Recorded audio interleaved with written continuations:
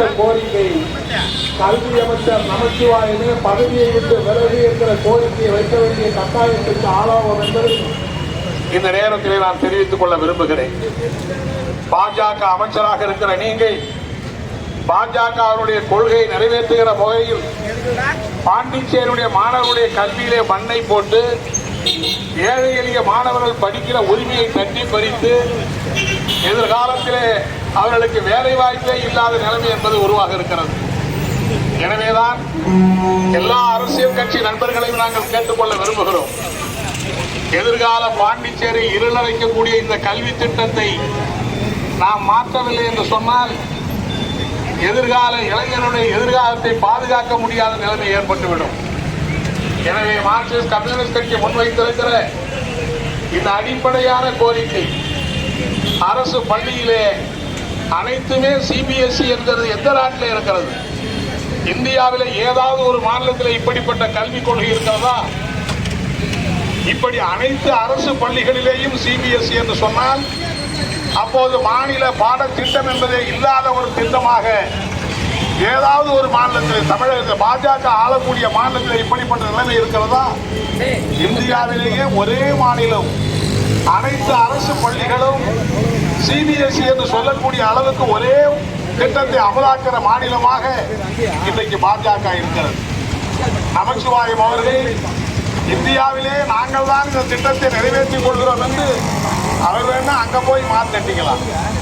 ஆனால் மாநில பாடத்திட்டத்தை புறக்கணித்துவிட்டு பாடத்திட்டத்திலே தமிழ் வழிக்கு கல்வியே இல்லாமல் தமிழ் பயிற்று மொழியே இல்லாமல் ஆங்கிலம் இந்தியிலே மட்டும்தான் படிக்க வேண்டும் என்கிற இந்த நிலையை உருவாக்கினால் 90% மாணவர்கள் நம்முடைய மாணவர்கள் தேர்ச்சி பெறுகிற நிலைமை என்பது ஏற்பட முடியாது. ஆகவேதான் என்ன பண்றாங்கன்னா +2 அதிகமான பேர் தேர்ச்சி பெற்று விட்டார்கள் என்று காட்டுவதற்காக பார்டர் மார்க்கை போட்டு பாஸ் பண்ண வைக்கிறான் அரசாங்கம். அந்த பார்டர் மார்க்கை போட்டு பாஸ் பண்ண வச்சா அந்த மாணவர்கள் உயர்கல்விக்கு போக முடியுமா? பொறியியல்ல சட்டக்கல்லூரியில சேர முடியுமா? அல்லது வேற ஏதாவது விஞ்ஞான படிப்புக்கு போக முடியுமா? பார்டர் மார்க் ஒரு பையனை கேட்டு பாண்டிச்சேரியில கேட்டா பெரும்பகுதியான மாணவர்கள் பார்டர்ல பாஸ் பண்றாங்க. ஏன்னா நாங்க மேற்கொண்ட கல்வி திட்டத்தில் அதிகமான பேர் தேர்ச்சி பெற்று என்பதை எடுத்து சொல்ல வேண்டும் என்பதற்காக மார்க்கையே போட்டு பாஸ் பண்ணக்கூடிய பார்டர்ல பாஸ் பண்ணக்கூடிய நிலைமை ஏற்படுகிறது. நாளைக்கு போட்டித் தேர்வுக்கு போனால் பாண்டிச்சேரி மாணவருடைய விண்ணப்பங்களை பரிசீலிக்கவே மாட்டார்கள்.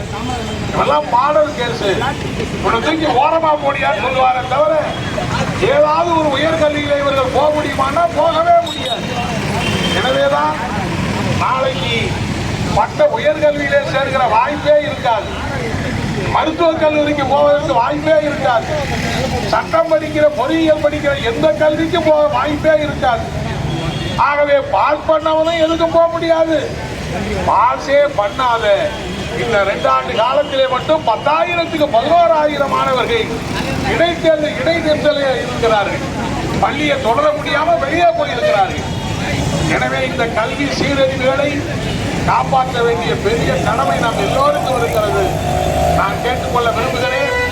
இது ஏதோ மார்க்சிஸ்ட் கம்யூனிஸ்ட் கட்சியின் சொந்த விவகாரம் அல்ல, எங்களுக்கு மட்டும் தனிப்பட்ட விவகாரம் அல்ல. இந்த மாநிலத்தில் இருக்கிற எல்லா அரசியல் கட்சிகளையும் நான் கேட்டுக்கொள்கிறேன். இந்த மாவட்டத்தில் இருக்கிற எல்லா அமைப்புகளையும் ஆசிரியர் அமைப்புகளையும் கேட்டுக்கொள்ள விரும்புகிறேன். இன்றைக்கு பாண்டிச்சேரி அரசாங்கம் மேற்கொண்டிருக்கிற இந்த கல்வி சீரழிவு திட்டத்தை தடுத்து நிறுத்துகிற அந்த போராட்டத்திலே எல்லாரும் ஒன்றிணைய வேண்டும். எல்லாரும் ஒன்றிணைத்து அரசு பள்ளியிலே சிபிஎஸ்இயும் இருக்க வேண்டும், மாநில பாடத்திட்டத்தை படிப்பதற்கான வாய்ப்பும் இருக்க வேண்டும். இவைகளையெல்லாம் எப்படி செய்ய வேண்டும் என்பதை ஆசிரியர்களோடு அரசு கலந்து பேச வேண்டும், கல்வியாளர்களோடு அரசு கலந்து பேச வேண்டும், அரசியல் கட்சி தலைவர்களோடு அரசு கலந்து பேச வேண்டும்.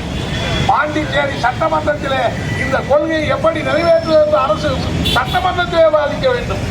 எங்கேயுமே விவாதிக்காம, யாருகிட்டையுமே பேசாம, யாரோடையும் கலந்து பேசாம நீங்களா ஒரு திட்டத்தை அறிவித்து அதை அமல்படுத்தினால் அதனால் பாதிக்கப்படுகிற பல்லாயிரக்கணக்கான பெற்றோர்கள், பல்லாயிரக்கணக்கான இளம் மாணவர்கள், மாணவர்களுடைய எதிர்காலமே இருண்டு போகிற நிலைமை என்பது ஏற்படுகிறது. எனவேதான் அப்படிப்பட்ட ஆபத்தை தடுத்து நிறுத்துகிற இந்த மகத்தான ஆர்ப்பாட்டத்தை நாங்கள் நடத்துகிறோம். தங்களுடைய முயற்சிக்கு எல்லா அரசியல் கட்சிகளும் கலந்து பேசி நாம் அனைவரும் சேர்ந்து களத்திலே இறங்குவதற்கு நீங்கள் வர வேண்டும் என்று கேட்டு வாய்ப்புக்கு நன்றி கூறி அமைகிறேன். நன்றி வணக்கம்.